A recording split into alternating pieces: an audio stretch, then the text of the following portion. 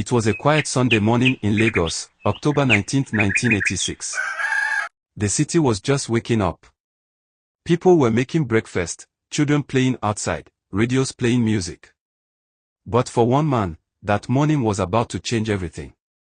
His name was Dele Giwa, one of the most popular journalists in Nigeria at that time. He worked hard, spoke the truth, and didn't fear anybody. But that same truth would cost him his life.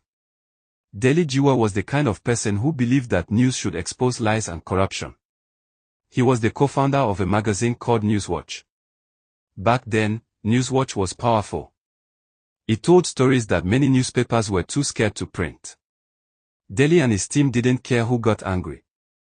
They wrote about bad government, military leaders, and everything they felt the people deserved to know.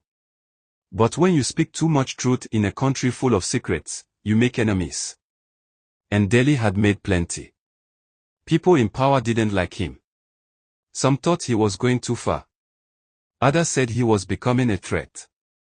He knew it too. Days before his death, he told some of his friends that he felt he was being watched. Strange cars parked near his home. Strange calls came in at odd hours. Something didn't feel right. The day before his death, some officers from the State Security Service, what we now call the DSS, invited him for questioning. They asked him about his work, about Newswatch, and about some of the stories he was planning to publish. He left the office worried, but he didn't think much of it. He told a friend later that night that the visit felt strange, like a warning. The next morning, he was home with his family. Around 10 a.m., a courier came to his house. The man dropped off a small package. It looked official, like something from the government. Dele's security guard took it inside. Dele sat down in his living room and started to open it. A few seconds later, the whole neighborhood heard a loud explosion. The blast was so strong that windows shattered in nearby houses. When people rushed into the house, they found Dele on the floor, badly injured. The package was a bomb. His wife, who was sitting nearby, was hurt but survived. Dele didn't make it. That was how one of Nigeria's bravest journalists was killed, by a bomb sent straight to his home. The news spread fast. People couldn't believe it. Radio stations interrupted programs to announce it. Newspapers rushed to print it. The whole country was in shock. Who would send a bomb to a journalist? Why? What did he know that made someone want him dead? The police and the government promised to investigate, but things didn't add up. First, they said they didn't know who sent the package. Then they said they would find out soon. But weeks passed, months passed, and nothing happened. People began to suspect that the truth was being covered up. Those close to Dele started talking. They said he had been receiving threats. They said he was working on a story that could expose top people in government. Some said he was writing about drug deals involving powerful officials. Others said he was about to publish something that could embarrass the military. Whatever it was, someone didn't want that story to come out. Years went by, and still, no one was arrested for his murder. Every government that came after promised justice but gave nothing.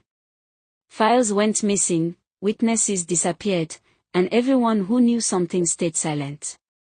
It became clear that whoever planned it had strong connections, people too powerful to touch. Dele's death became a warning to other journalists. Some stopped writing about politics. Others left the country. The message was clear: if they could kill Dele Giwa, they could kill anyone. But not everyone gave up. Some continued his fight, writing stories about him, keeping his name alive. Because even if his killers tried to silence him, they couldn't silence what he stood for. Every year, people still talk about Dele Giwa. They remember how he lived, bold, fearless, and honest. And they remember how he died, brutally, without justice. His story reminds Nigerians that truth still has a price. Even now, almost 40 years later, no one has been punished for his murder. His case remains open. The people who knew what happened are either dead or silent. But his name never fades. Students study his story in school. Journalists still mention him when they talk about press freedom. When you look at what's happening in Nigeria today, how people are still scared to speak the truth, how power still silences voices, you realize Dele Giwa's death wasn't just about one man. It was a message to everyone who dares to speak up. But that message backfired. Because instead of dying with him, his story spread wider. It inspired a new generation of truth-tellers. Dele once said that journalism is not a crime, it's a duty. And that's what he died doing, his duty. He believed that one story could change a country. Maybe that's what the people who killed him feared most, that his words would outlive their lies. And they did. Because even now, every time someone asks, who killed Dele Giwa? His spirit speaks again. The case may never be solved. The names may never be known. But the world will never forget the man who died for the truth.